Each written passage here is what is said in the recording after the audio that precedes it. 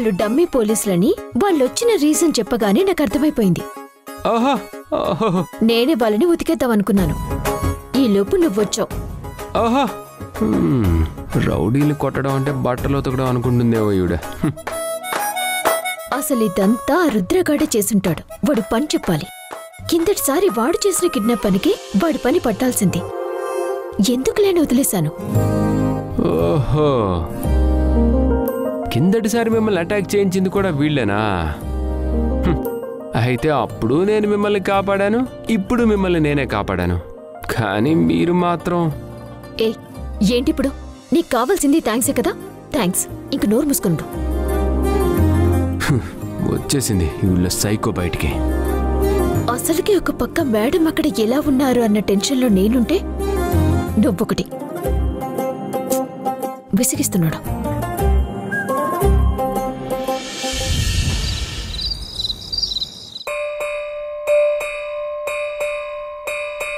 తల్లి తల్లి నా చిట్టి తల్లి, నా ప్రాణాలే పోయాయమ్మా. నువ్వే లేని లోకాన నేను శవమల్లే మిగిలానమ్మా. నా ఇంట నువ్వుంటే మాయమ్మె ఉందంటూ ప్రతిరోజు మురిసేనమ్మా. ఏ జన్మలో పాపమే నేను చేశాను, ఈ శిక్షే వేశావమ్మా. తల్లి తల్లి నా చిట్టి తల్లి, నా ప్రాణాలే పోయాయమ్మా. నీవే లేని లోకాన నేను శవమల్లే మిగిలానమ్మా. గాయత్రి,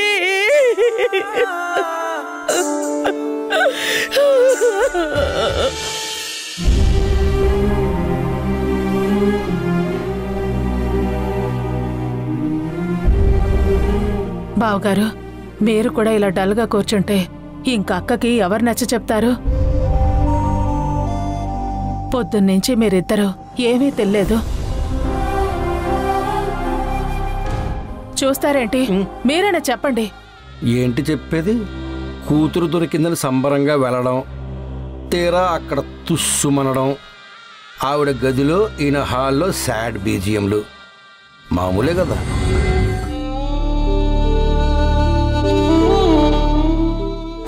చెప్పరేంటండి? అనయ్య, నువ్వు వెళ్ళి వదిన్ని ఆ గది నుండి పిలుచుకురానయ్యా. శేషు, దేవకి ఆ గదిలోకి ఎవ్వరినీ రానివ్వదు. తన బాధ తగ్గేదాకా. ఏదో ఫార్మాలిటీస్కి అడిగానులే.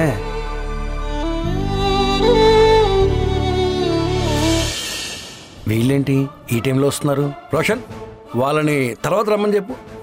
పంపించేసారా పో. వాళ్ళకి విషయం తెలుసులే శేషు, నేనే చెప్పాను. పర్లేదు, రానివ్వు. వీళ్ళు రావడం మంచిదేలే. ఈ రాధ తగుదునమ్మా అని అన్నిట్లో పెత్తనం జలాయిస్తుంది కదా. ఇప్పుడు రాధని ఎమోషనల్గా లాక్ చేసి వదిన గాయత్రి కోసం ప్రత్యేకంగా ఏర్పాటు చేసుకున్న గదిలోకి వెళ్ళేలా చేస్తాను. ఇంకేముంది, వదిన కోపంతో బస్ట్ అవుట్ అవుతుంది. ఈ రాధ ఇంటి నుండి గెట్ అవుట్ అవుతుంది. సార్, మేడం ఎలా ఉన్నారు? ఆ విషయం ఎందుకు అడుగుతావులే అమ్మా. రాత్రనగా ఆ గదిలోకి వెళ్ళింది. ఇంతవరకు ఉలుకు లేదు, పలుకు లేదు, తిండి లేదు, నిద్ర లేదు. కనీసం మంచినీళ్ళు కూడా తీసుకోలేదు. ఒంటరిగా ఆ గదిలో కూర్చుని తనలో తాను కుమిలిపోతోంది.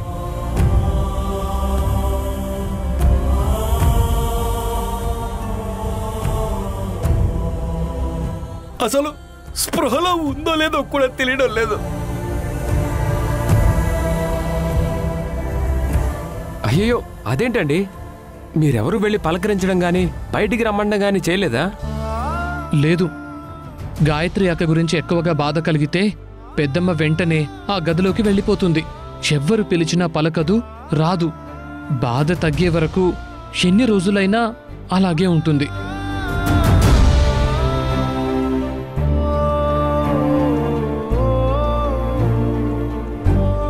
ఆవిడలా ఉందని అన్నయ్య కూడా పచ్చి మంచినీళ్ళు కూడా ముట్టుకోలేదు.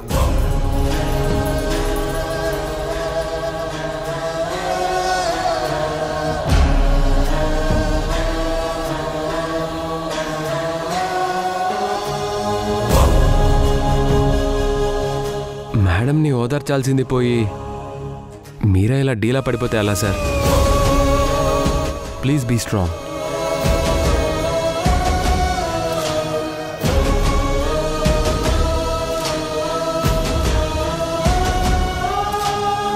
సార్ నేను వెళ్ళి మేడంతో ఒకసారి మాట్లాడొస్తాను. వద్దమ్మా, తనున్న పరిస్థితుల్లో ఇప్పుడు ఎవరు వెళ్ళి పలకరించినా తను చాలా కోప్పడుతుంది.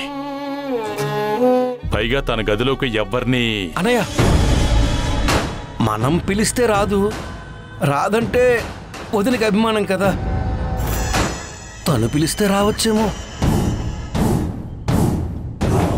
ఒకసారి ప్రయత్నం చెయ్యని. నువ్వు వెళ్ళమ్మా. రాధా ఆగు. మేడంకి కాస్త ప్రైవసీ ఇవ్వడమే మంచిదేమో, ఆలోచించు. లేదు, ఇప్పుడు నేను మేడంతో మాట్లాడటం అవసరం. Let me go.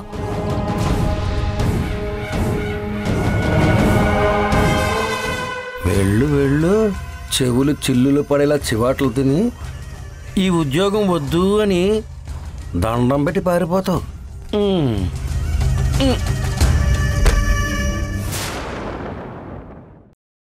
ఏయ్ ఆగు.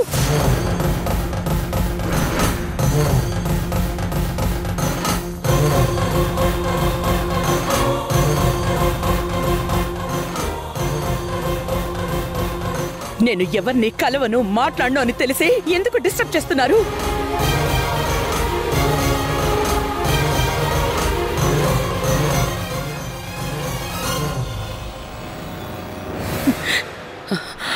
ఏమనుకుంటున్నావు నీ గురించి?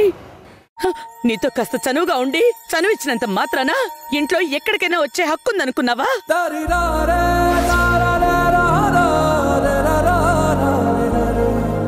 ఒక మదర్ ఎమోషనల్ స్టేజ్ ని డిస్టర్బ్ చేయకూడదని కామన్ సెన్స్ కూడా లేదా నీకు?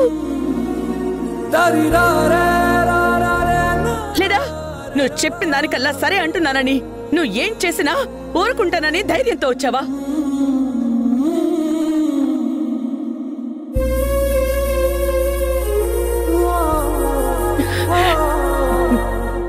దూరమైన కూతురు కోసం ఒక తల్లి పడే బాధ ఎలా ఉంటుందో తెలుసా నీకు? ఆ బాధకైనా కాస్త మర్యాద ఇవ్వాలనిపించలేదా?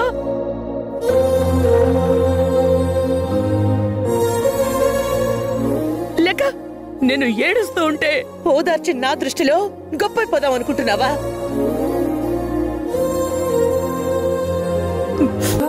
ఏ ఉద్దేశంతో ఇక్కడికి వచ్చావో చెప్పు.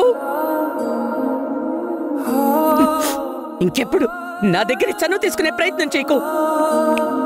Be in your limits. Be in your limits. Be in your